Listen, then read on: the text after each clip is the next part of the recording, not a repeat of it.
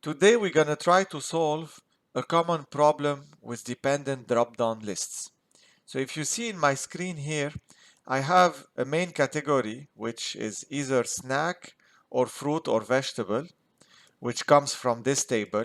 And then based on this category, let's say I select snacks, I can select between chips, nuts, and energy bar. And if I change vegetables, I click, I can get my vegetables. Now the problem comes when, let's say I select a vegetable, avocado, and then I move to fruit. When I move to fruit, avocado is still selected, but avocado is part of vegetables. So I have to select something else like kiwi, but then if I go to snacks, I have the same problem. Kiwi is still selected.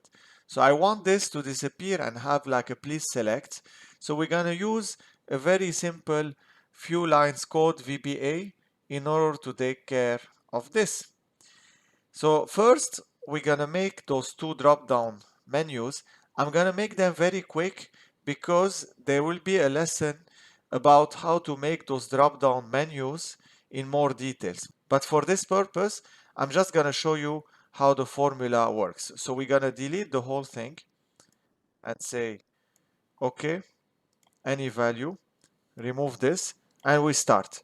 So for the main category, you go to data validation here, and then you say list, and then you select the source. It's very simple. This is the easy part, right? So if you can see, you have the three options. Now this one is a bit more tricky. So what I'm gonna do is write a formula here, and then I'm gonna copy paste it in validation. So the formula is index match. And if you're not familiar with index match, I'm going to put a link in the description to see those formulas. So I'm going to do equal index, open parenthesis. My array is my subcategory, right? So I want all those, either the chips, nuts, energy bar, or the cucumber, carrot, asparagus, or apple, banana, grapes, and so on. So I'm going to select this. Then my row number is, I need a blank, right? Because I want all my rows. If you keep it blank, you will select all the rows. So we're going to put another comma. My column number is actually either this one, or this one. And that depends on what you have selected, right? So we're going to use a match where my lookup value is here, my lookup array is here, and my match type is exact. And again, why am I doing this? Because based on what I select, I'll get column 1, column 2, column 3 with the match formula. And then I'm going to use it with my index. Now you're going to get an error because we have selected nothing. But if we select, for example, vegetables, you can see that we get the data. So I'm going to take this index formula, Control C, and then I'm going to go here. I'm going to press validation. I'm going to say list, and the source will be my formula. So I do this, I can delete this now, and as you can see, I get my sub drop-down menu. Okay? So next thing we're going to do is the VBA part. So to access VBA, you have a developer ribbon here. If you don't have it, you go to File, More, Options, you go to Customize ribbon, and then you will see this developer thing here and you tick it. Now it's already ticked. Another way to do this is to right click and say view code.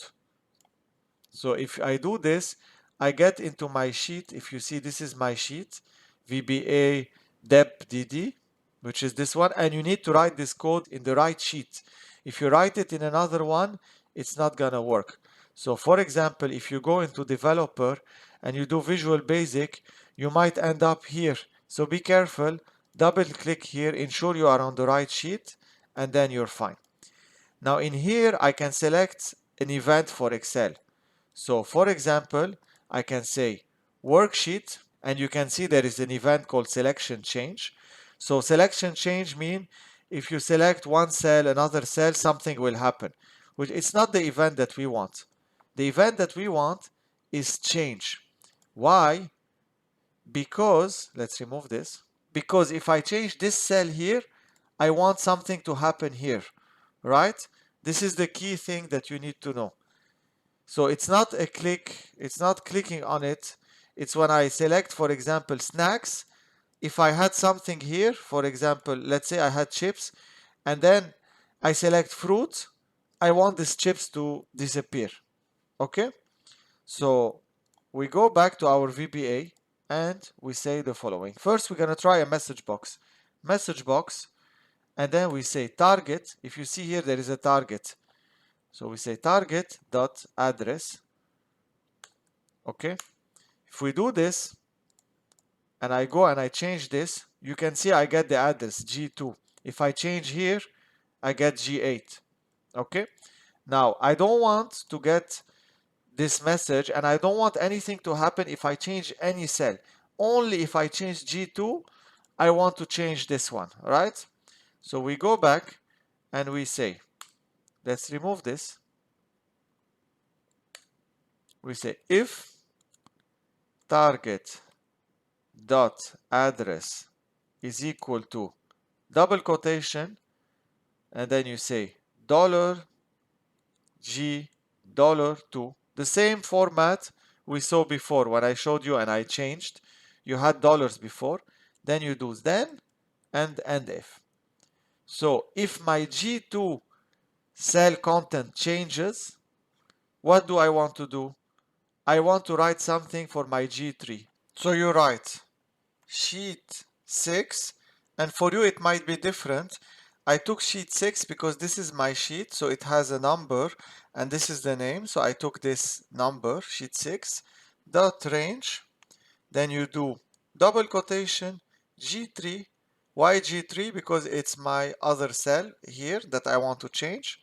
Then I close the parentheses, dot value is equal to please select. Then I close the double quotation, and then I go here.